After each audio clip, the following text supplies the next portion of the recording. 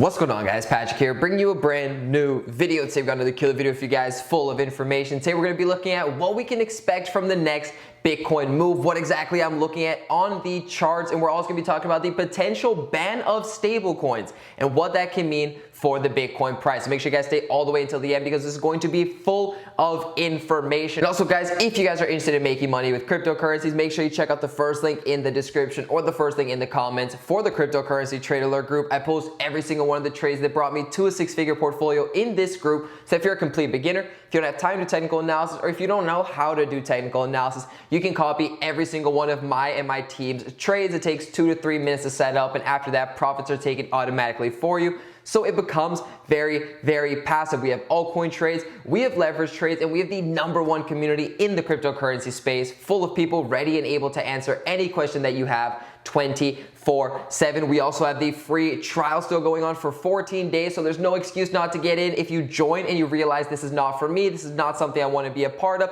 that's totally okay. All you have to do is cancel and you will avoid getting charged. It is free for the first 14 days, which is incredible. And again, we've had a ton of people join and a lot of people are seeing some success, including a recent short that we had, which I told you guys, I believe last time we entered a short that hit 3 to 4 of our targets. Well, we posted that there was another potential re-entry for that trade, and guess what happened? We've already hit 2 targets on that one as well. So things have been going very, very well, and I can't wait to see a bunch of you guys in there as well. But let's go into the overall analysis and what exactly I'm looking at, where the supports and resistances lie, and what I think is going to happen in the short term, at least for the Bitcoin price. What are the key levels I'm looking at for Bitcoin to stay above or for Bitcoin to break? Real clear, we drew another support because clearly we bounced off of here. Now we're finding some support in this horizontal, in this trend line here. And again, we changed this before. We have to adjust the lines depending on how things look and where we're finding supports and resistances. That's totally okay. That's totally a part of it. I know some people like to draw it one time and just think that that's going to be there forever. That's not how it works, right? If you're going to be successful here, you've got to adjust. You've got to take the information you're given and adjust according to that so you can maximize your opportunities and make the most money possible. And to be quite frank, that's how I look at it. That's how I'm playing this. So to me right now, in terms of staying above this range would be key if Bitcoin is going to see a little more green. A break below this support again is it gives us a lot of room to fall to the downside, and that again could lead to a good amount of red, a good amount of bleeding in the market. And with everything going on, I believe a little bit of bleeding would lead to a lot of people foaming. A lot of people are going to panic sell, and then that's going to give us an opportunity to buy in at lower prices. That's truly one of the things I believe and I'm going to stick by, is that when panic comes in the market, which it comes every so often, every time Bitcoin has a little bit of a drop, some panic comes and it leads to even more of a drop. That's going to be the opportunity where I'm going to be buying from those people panic selling at the cheaper prices. So keep that in mind. That's sort of my strategy to the downside. I did want to talk a little bit more of the upside right now. There are more key levels that I want to talk about and sort of what exactly I'm looking at. So as you guys can tell, we have a resistance drawn, right? We have resistance drawn all the way since up here. If I actually zoom out, you guys will be able to see even better. All the way from up here, we've seen several bounces off of this again over here, right? So you guys can get an idea of how often we've had this. And then again, similar to be said over here, we found the resistance and we bounced off of it a few times. So as of right now, this resistance would be a very, very key indicator to watch if we break above. Now, a break above this, and then to me, it would be interesting to see a break above the $7,200 mark, which was this high over here. If we break above that level, then I think Bitcoin is clear to the $7,600 to $7,800 range, which coincidentally would bring us up to this resistance over here. So that's what I'm looking at in terms of if Bitcoin is going to be bullish, what exactly we are expecting, what we want to see happen. I think a break above this resistance, and again, break above 7,200 to be safe, would lead us to $7,600 to $7,800 mark. That's where I would then be looking to potentially short, because that would be the resistance level. And I'm not guaranteeing a short, because good thing is if we break above this trend that we're in, if we see a break above this resistance, then it looks like Bitcoin might be heading up to close that CME gap that we talked about in the previous video. So if you guys want to see more about that one and where exactly that lies, then make sure to go ahead and check that video as well. Also, quick note, on Friday, I have a video talking about my top cryptocurrencies to invest in 2020. So for those of you that are relatively new or want to structure your portfolio and see what I'm looking at and how I determine what altcoins I like, and some of them are ones that just aren't talked about enough. That's what I think. I think they're relatively undervalued, and so I think a lot of you guys are going to benefit from that video. That's why I went ahead and made it. So make sure you guys are subscribed, you have that bell turned on so that you can see that video when it comes out. As soon as it comes out on Friday, I believe, is when it's scheduled right now. So again, some good news in terms of the bullish side. On the downside, I think just a break below the supports would lead to a significant more bleeding. And then once that happens, if that happens, I'm going to be looking to obviously find the right place for us to enter a long. So that's something to look for if we're not already in a short. I told you guys the shorts that we were in before. But to the upside, I think what a lot more people should watch out for are these key marks, which is $7,200. If we break above that, then it looks like we're clear to go touch this resistance at $7,600, $7,800.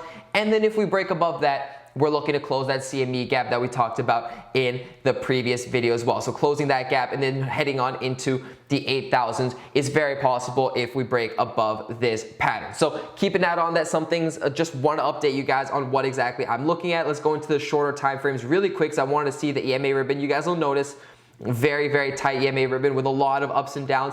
It's not the right time, I believe, to try to determine a trend, especially with us trading really close to this support and really close to this resistance. We're noticing the EMA ribbon is not really giving us much. Same can be said with the 4 hour, maybe a little bit more bearish on the 4 hour because we are below that EMA ribbon, but it is still very tight. We usually like to see them more like this. And this would be the confirmation that we are, above or below a trend. When we have a larger spread out EMA ribbon, times like this makes it a lot harder to predict, and just overall is a time where I stay away from the indicator. But again, daily time frame, very different, because usually that's just the case. We do see that we have rejected from over here, which we talked about previously. Now we are trading down at this level, waiting to see again if it's just a break below, or if we are going to come back up, retest it, and then hey, if we break and we have a confirmed break above the daily EMA ribbon, things could be getting a lot more bullish a lot faster. So keep that in mind. I'm not saying we're going to be 100% bullish or 100% bearish, just giving you guys what exactly I'm looking at so that no matter what happens, you guys are prepared. That, I think, time and time again, I believe that is the best strategy for us, is give you guys all the information I'm looking at, and then depending on what happens, no matter what happens, you guys can be prepared and have an idea of what to look out for. Now, as always, we've been going over the traditional markets as well. Still, it's been performing a lot better than I think it should be performing, if that makes sense. It's still, I don't think there's as much reason for what's going on right now. And to me, that's just a big, big red flag. I think there's a lot, given the timing of what's happening, given the timing, obviously there's elections coming up in the US. Not gonna talk too much about politics, because to me, that's just not the point of this channel. And I really don't care what other people think. But I think that obviously is leading to a little bit more of an incentive to raise the economy for everybody involved. And so that to me is why it's doing what it's doing. I think in general it should have taken longer to recover, but this means if a little bit more bad news comes, we could be seeing another, like I said, another 20% drop in here, which would be a great opportunity for those to pick up if you haven't picked up already. So keep an eye out on that. Now, before we go into talk about the stable coins, I'm starting to use live CoinWatch just because honestly, it looks a lot prettier than CoinMarketCap. There's no real reason. We've been using CoinMarketCap for so long, and this one looks cooler. So let me know you guys' thoughts down below if we should keep using this or if we should go back into the CoinMarketCap. But we do have $192 billion in market cap. Currently, Bitcoin is up in the last hour, very, very little, but in the last 24 hours, it's down 2.3%, which of course does mean that's probably going to be dragging a significant amount of altcoins down with it. And just really quick, by scrolling through that, you guys can see that that is the case, right? You guys can see a lot more red than green showing up in the market. We have a few in the green. Obviously, Solo is up 9.7%. Don't know why. Luna is up as well. But for the most part, you guys get what I'm trying to say. Bitcoin down 3%. Most altcoins are getting dragged with it as well. Now let's go really quick. Central banks recommended to ban stablecoins. Now there's a few reasons why this could be happening. I saw a lot of theories going around. Maybe they're trying to ban all of them so they can come out with their own.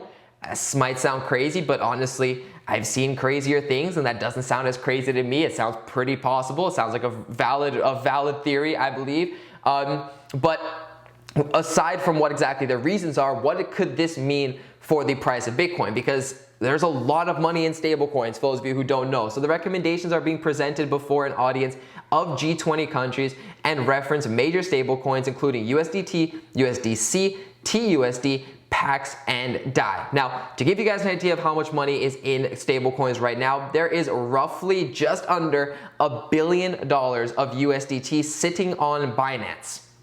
$1 billion of USDT sitting on Binance. That's only USDT, not counting any of the other stablecoins, and that's just on Binance, not counting any of the other exchanges. So guess what happens if it gets banned? That money's got to go somewhere, right? So everybody that's holding USDT is going to have to sell into what's the most probable pair, what's the highest probability of what they're going to sell into, what's the pair with the most volume? Bitcoin.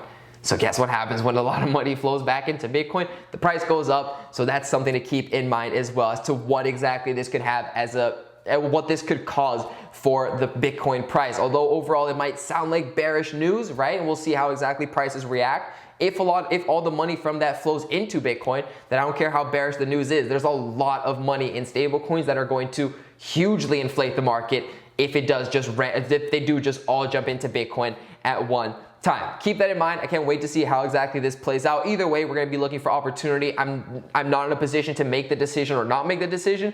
So to me, it's just about finding the right opportunity, right? I can think what I want. I'm not going to be the one making the decision. I am going to be the one that makes the decision on if I take this opportunity or if I just sit here and complain about whatever the outcome is.